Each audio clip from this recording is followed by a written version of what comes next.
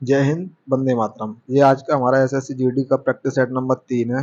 इससे पहले हम प्रैक्टिस सेट नंबर 2 कर चुके हैं। कौन सा है हमारा प्रैक्टिस सेट? ये हमारा 3 है।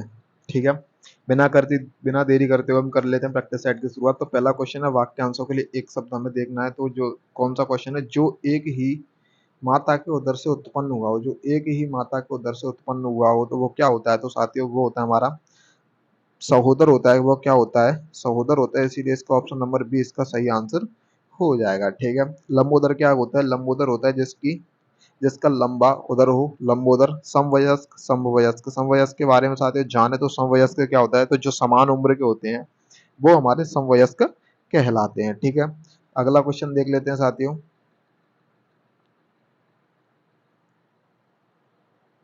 अगला क्वेश्चन है साथियों, आंख में कौन गिर गया है? तो आंख में कौन गया? त्रुटि का परिचय देना है। तो त्रुटि हमारी किस प्रकार की? तो संज्ञा। कौन कौन क्या होता है? एक कौन क्या है? तो कौन क्या होता है हमारा? कौन एक सर्वनाम होता है। सर्वनाम में कौन सा सर्वनाम होता है? ये हमारा अनिश्चयवाचक सर्वनाम होता है। कौन सा सर्वनाम? अनिश्चयवाचक सर्वनाम होता है। तो इसमें किस प्रकार की त्रुटि हो जाएगी? तो इसमें हमारी त्रुटि हो जाएगी आपकी, किस प्रकार की त्रुटि हो जाएगी साथियों?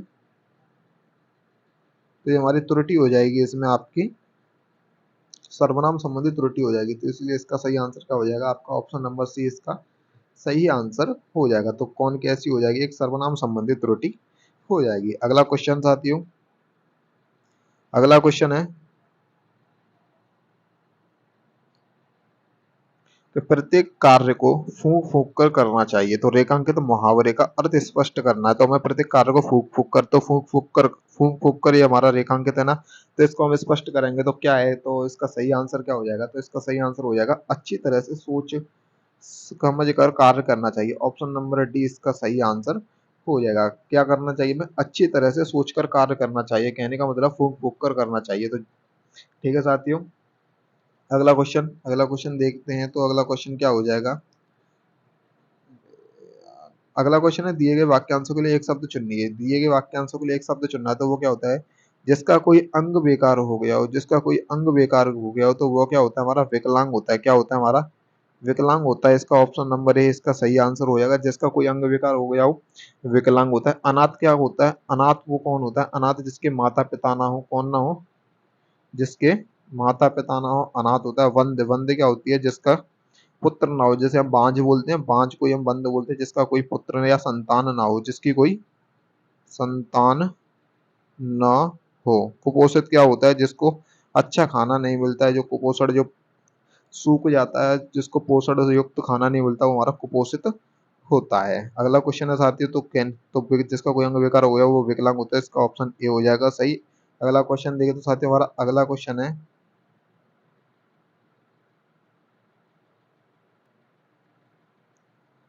अगला क्वेश्चन है, रिक्त स्थान को पूर्ति के लिए उपयुक्त शब्द का चयन करना है। पुस्तक है डैश का सशक्त माध्यम होते हैं। उस पुस्तकें किसका माध्यम होती हैं? समझ का? नहीं। जानने का? नहीं। सुज्ञान प्राप्ति का? नहीं। तो इसका सही आंसर हो जाएगा आपका ऑप्शन नंबर एक, ज्ञान प्राप्ति का होती है। पुस्तकें क्या होती है हमारी?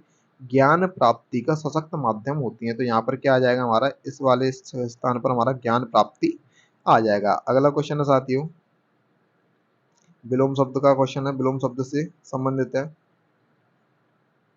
कि दिए गए शब्द का विलोम छांटिए। तो गमन, गमन का हमें क्या बताना है? विलोम बताना है। गमन, गमन का विलोम क्या हो जाता है साथियों? हमारा आगमन होता है। क्या होता है? आगमन होता है। तो आगमन, तो आगमन किस ऑप्शन में? ऑप्शन नंबर ए में है। ऑप्शन नंबर ए में है। तो इसका ऑप्शन नंबर ए इसका सही आंसर हो जाएगा। ठीक है, आना जाना ये इसका विपरीत हो जाएगा। प्रस्थान तुम्हारा गमन का ही होता है, तो आना जाना ये इसके विलोम हो जाएंगे। अगला क्वेश्चन है साथियों हमारा,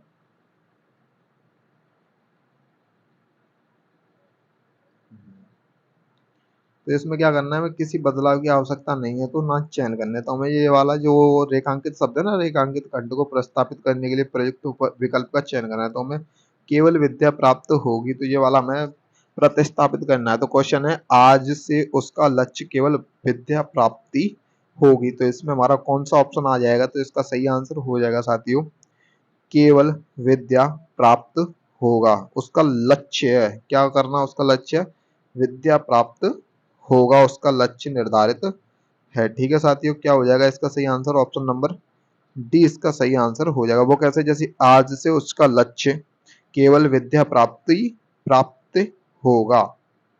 ठीक है, क्या होगा उसका लक्ष्य, क्या होगा, विद्या प्राप्त होगा। बढ़ते हैं अगले क्वेश्चन की तरफ। अगला क्वेश्चन है साथियों,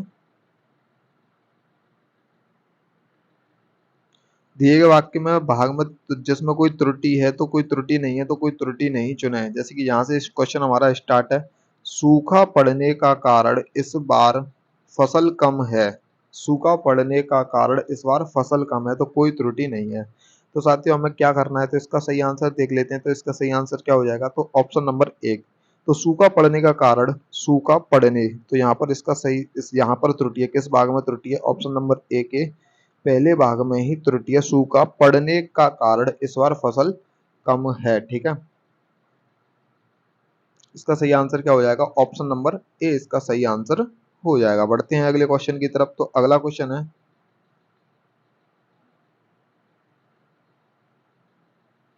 दिए गए वाक्य में समानार्थी शब्द छांटना है। तो वानर, वानर का समानार्थी क्या होता है, तो साथियों वानर के समानार्थी या पर्यायवाची की बात करें तो वानर होते हैं हमारे बंदर, कपी, कपीस, मरकट।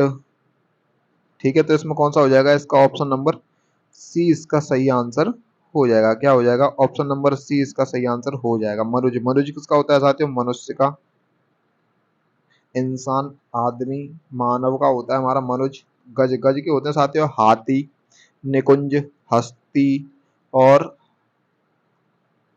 तो हाथी, गज, गज के क्या होते हैं हमारे साथियों, पहले तो ऑप्शन नंबर सी इसका सही आंसर हो जाएगा। ठीक है, वानर के, तो गज, गज की बात करें तो गज के साथी होते हैं हमारे साथियों हाथी, निकुंज, हस्ती, मधुकर, मधुकर, मधुकर की बात करें तो मधुकर क्या होता है, तो मधुकर हमारा भौरा होता है, भौरा, जैसे हम अली कहते हैं, चंचरीक कहते हैं, सिलीमुख कहते हैं, तो ये हमारे मधुकर के हो जाएंगे। और ऑप्शन नंबर सी इसका क्या हो जाएगा, सही आंसर हो जाएगा वानर। वानर के क्या होते हैं, कपी, बंदर, मरकट, वानर आदि हो जाएंगे। साथियों हमें इसमें सब शुद्ध शब्द पहचानना है। तो शुद्ध शब्द कौन सा है, तो इसमें वाला अगला क्वेश्चन था सब शुद्ध शब्द की पहचान करनी है। तो शुद्ध शब्द हो जाएगा इसका ऑप्शन नंबर बी, कुमुदनी। कुमुदनी इसका सही आंसर हो जाएगा। ठीक है, कार्य वक्रम ये आपका सही नहीं लिखा हुआ, तृतीय ये भी सही नहीं है, प्रौढ़ ये भी सही नहीं है। प्रौढ़ होता है, क्या होता है, प्रौढ़ होता है। ठीक है, अगला क्वेश्चन है साथियों, व्यंग, व्यंग रेखांकित शब्द का पर्यायवाची कौन सा शब्द है, तो इसमें कौन सा शब्द नहीं है, सॉरी इसमें हमारा नहीं पूछा है, तो कौन सा इसका पर्यायवाची नहीं होगा, तो साथ में पंछी, पक्षी और खग ये सभी व्यंग के पर्यायवाची होते हैं, जबकि केहरी, केहरी आपका व्यंग का पर्यायवाची नहीं होता है। ठीक है साथियों, बढ़ते हैं अगले क्वेश्चन की तरफ।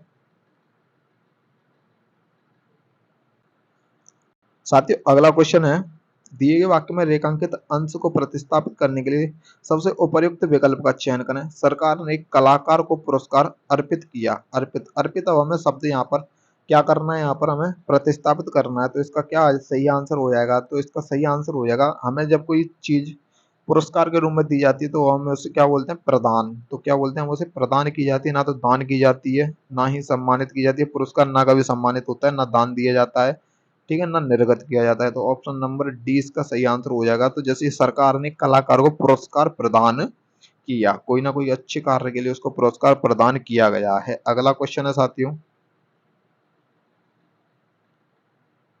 उस विकल्प का चयन करें जो निम्न मुहावरों का सही अर्थ व्यक्त करता हो। जो सही अर्थ व्यक्त करता हो, जैसे ढाक के तीन पात हमारा मुहावरा है, ढाक के तीन पात, तो इसका सही आंसर क्या हो जाएगा, तो इसका सही आंसर हो जाएगा आपका ऑप्शन नंबर ए, सदा एक ही दशा में रहना। ऑप्शन नंबर ए इसका सही आंसर हो जाएगा, सदा एक ही दशा में रहना। ठीक है साथियों, अगला क्वेश्चन देख लेते हैं। तो अगला क्वेश्चन है हमारा,